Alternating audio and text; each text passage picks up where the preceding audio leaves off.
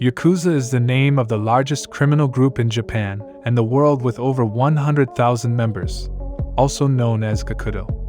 For the police and the press, this criminal organization is called Boryokudan, which means violence group, but its members often refer to themselves as Ninkyo dantai, which means Knights Organization. Here are top 10 facts about the Yakuza Mafia. Number 10.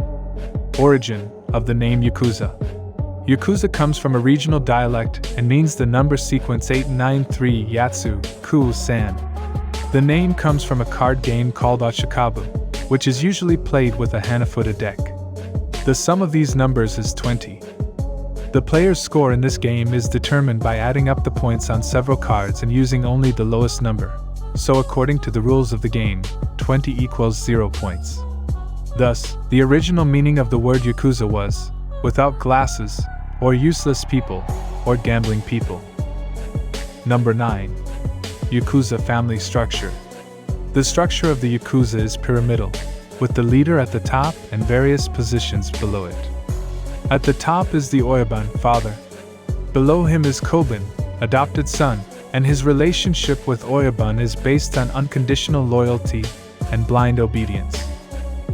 In return, Koban receives protection and favor from the Oyaban. Below are Saiko Kamen, clan manager, Wakagashira, clan manager, and Shadigashira, second clan manager. Below them are Shinjin, advisor, Kaikei, accountant, and finally Kyodai, older brothers, Shati, younger brothers, and Wakashu, young leaders. Number 8. Sakuzuki-goto, initiation ritual. Because of their hierarchical nature, newcomers to the Yakuza organization must report to more experienced members. The Yakuza has a complex structure, and it takes a long way to climb to the top of the hierarchy.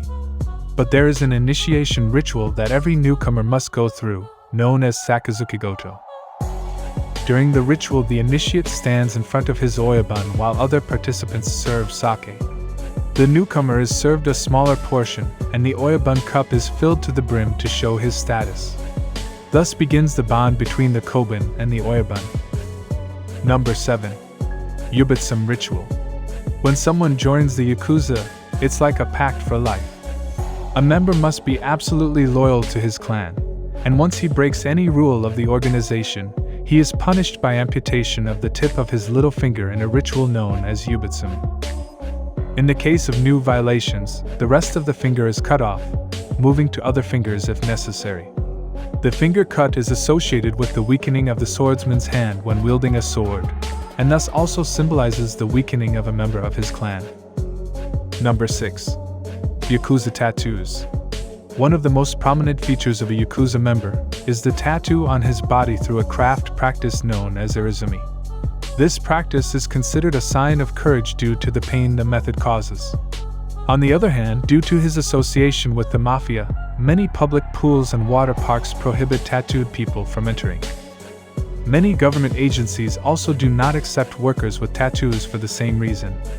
Although the number of non-Mafia tattooed people is high, the stigma remains and tattooing can be a barrier for many citizens to find work. Number 5. Written exam. In 2009, the Yamaguchi-gumi faction created a 12-page exam for its members. The move came after the government enacted tougher laws against organized crime. The test was the group's attempt to make sure the members were aware of the new laws and thus avoided problems. The test tests participants' knowledge of the details of the actions that are allowed or prohibited. With a good knowledge of crime control law, leaders can better guide their subordinates regarding the actions to be performed, preventing the entire group from suffering from the consequences of the action. Number 4. Yakuza in politics. In 2012, Japanese Justice Minister Keishu Tanaka was forced to resign after his Yakuza connection was discovered. However, the Mafia has always had an influence on Japanese politics. Prime Minister Nobusuke Kishi, for example, was closely associated with the Yamaguchi-gumi. In 1971, Kishi, along with other politicians, rescued the leader of the Yamaguchi-gumi, who was convicted of murder. He also attended Yakuza funerals and weddings. In addition, Yakuza members are often seen as security guards or political campaigners during elections. Number 3. Robin Syndrome. Some members of the Japanese mafia are believed to be descendants of Kabukimano, 17th century samurai who served the shogun during the Tokugawa era. In times of peace, many of them became ronin and entered the world of crime, living in communities involved in the management of gambling and other illegal activities. Many people like to claim to be descendants of yakomaki, city servants, heroes who protected the poor and peasants during the Middle Ages in Japan. These romantic notions of a life of crime mean that the organization eventually acquires a positive image among the public. Number 2. Sanja Matsuri. Sanja Matsuri is one of Tokyo's biggest festivals, held annually on the third weekend of May at Sensoji Temple in Asakusa. Many participants in this festival are members of the Yakuza. In everyday life, participants usually do not show off their tattoos, but at the festival they are allowed to.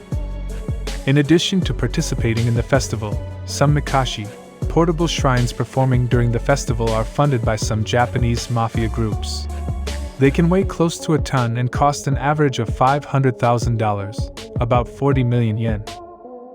Number 1. Yakuza in the movies.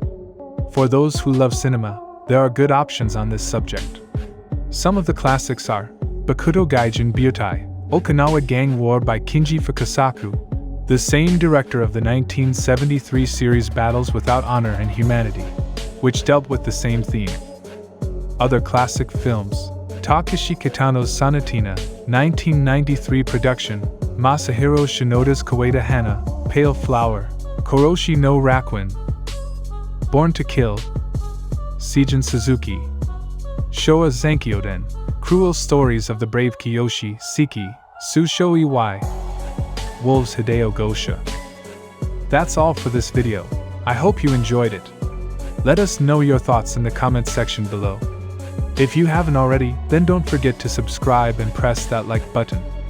Also, hit the bell icon, so you could never miss new updates from us. Thank you for watching, and we will meet you in the next one.